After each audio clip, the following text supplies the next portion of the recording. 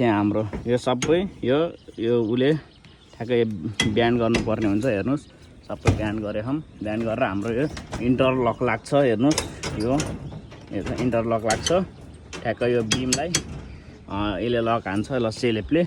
अब हाम्रो हेर्नुहोस् यता पनि हामी अब यो यस्तै गर्न गइरहेको छु। हेर्नु ठ्याक्क तलकोलाई ठ्याक्क यस्तो पार्ने स्याट पार्ने।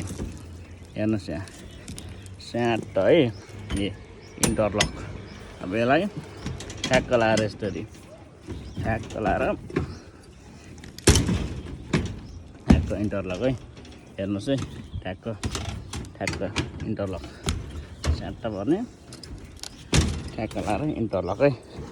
यो यस्तो बलियो हुन्छ है। यस्तो गऱ्यो भने तलकोलाई फेरि डबल जाली हुन्छ। तलकोलाई फेरि ठ्याक्क स्याट गर्ने ठ्याक्क ल्याउने है। हजुरबाट कतिलाई थाहा छ कि छैन है। हेर्नुहोस् हाम्रो सबैमा यस्तै हुन्छ। हेर्नु हाम्रो हामी आफै छड बुन्छौँ कतिलाई थाहा छ कि छैन है। ठ्याक्क यस्तो भएपछि सेलेप भाग्न पाउँदैन। यो बिम पनि बाहिर भाग्न पाउँदैन अनि घर पनि सोचेको भन्दा बलियो हुन्छ है गाइज। ठ्याक्क लाएर स्याट यो लामो भयो भनेर केही गर्न पर्दैन है। गाह्रो मार्न पर्दैन है। झन् बलियो हुन्छ। हेर्नु गाइज हजुरहरूलाई कतिको घरमा कतिको ध्यान दिनुहुन्छ। यो फेरि जो पाइ त्यसले गर्दैन है। बेसी हामीले मात्रै गर्छौँ है। यस्तो इन्टरलक ठ्याक्क बिम पनि भाग्न पाउँदैन अनि हाम्रो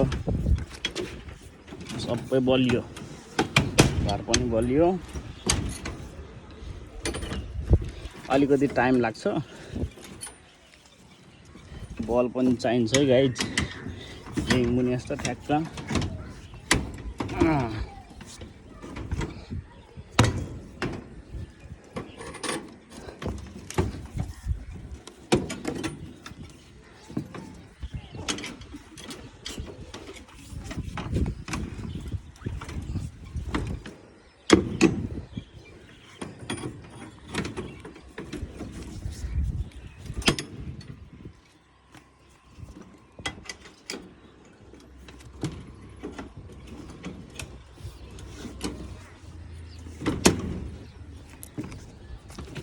हो भ्याउनु लागिसकेको छु।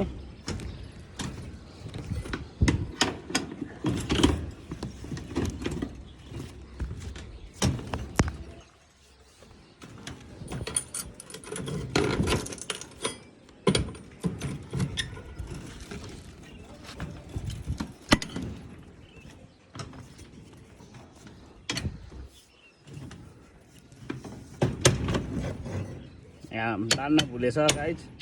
अब बाँध्न भन्नु पऱ्यो। हाम्रो मिस्त्रीले भुलेछ बाँध्न। अब सबैतिर यस्तै इन्टरलकहरू हान्दैछु। हेर्नुहोस् गाइज